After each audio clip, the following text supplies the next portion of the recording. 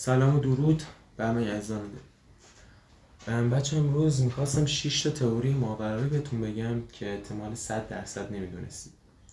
و قبل از اینکه ویدیو رو شروع کنم بگم که این 6 تا تئوری واقعا از منابع معتبر برداشتم. و یه نکته ای که هست، اگه این ویدیویی که ساختم بالای 100 تا بازدید بگیره، پیامک چون حال ما نیست، دور این مثلثی که پشت سر من میبینید RGB میزنم. اینجا یه قابکس کم داره، درسته؟ و اینا رو میخرم و میزنم تو ویدیو جذاب بشه. بعد نور قرمز هم احتمالا وصل کنم. اگه فقط 100 تا بازدید بگیره، چه زیادی هم نیست، 100 تا خیلی ها از این هم خیلی بیشتر میگیرن و مهم نیست. بریم ویدیو رو شروع کنیم.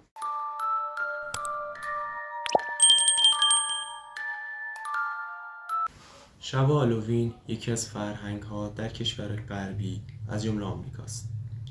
مردم در این شب لباسهای ترسناک می‌پوشند و به مهمونی‌ها و پارتی‌های مختلف میرن. بچه‌ها در این شب زنگ خونه‌ها رو میزنن و درخواست شیرینی و شکلات میکنن. شاید این روز برای مردم این کشورها روز خوشایندی باشه، ولی واسه دولت این کشورها نیست. چرا؟ چون بعضی از افراد سودجو از این روز سوء استفاده میکنن و به سرقت‌های خودشون برسن.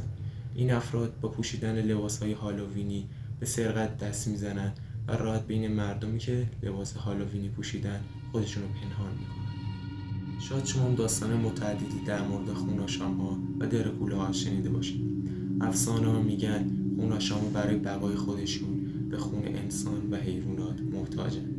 بعضی از مردم اتریش اعتقاد شدیدی به خوناشان‌ها دارن و اینجا یک سوال پیش میاد: اگه مردم اتریش اعتقاد شدیدی به خوناشان‌ها دارن، چرا پادشاه خوناشان‌ها کنت دراکولا در قلعه ترانسیلوانیا زندگی می‌کرد و قلعه ترانسیلوانیا در کشور رومانی قرار داره؟ تئوری بعد راجع به شطرنج و مهره قلعه است.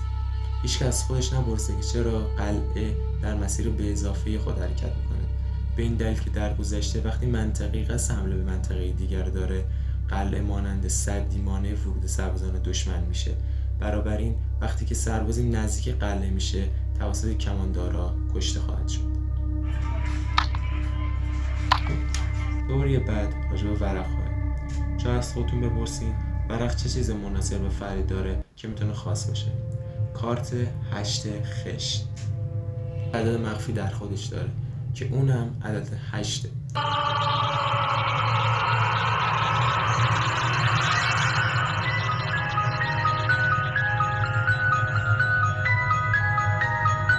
ولی بعضی از احضار روح‌ها با ورق انجام میشه. اگه بخوایم به این سفر ترسناک بریم، کجا رو به ما پیشنهاد میکنیم؟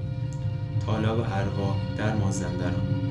اگه شما بخواید به این تالاب برسین، باید ماشینتون رو کیلومترها دورتر پارک کنید و خودتون از مسیر پیاده به تالاب برید، چون در این مسیر درختای زیادی وجود داره و در راه حیوانات وحشی زیادی وجود دارن که میتونن جان شما رو به خطر بندازن. در تالاب مه غلیظی فرا گرفته که شما نزدیکتون هم به زور شاید ببینید. ترسناک‌ترین بازی هزار رو که پیشنهاد میشه هیچ وقت انجامش ندید و اگه میخواین انجامش بدین، حتما کیلومترها از خونه شما دور باشه. در انجام این بازی شما هیچ حس خاصی ندارید، ولی ممکنه یک روز بعد، یک ماه بعد یا یک هفته بعد اتفاقای عجیبی براتون بیفته.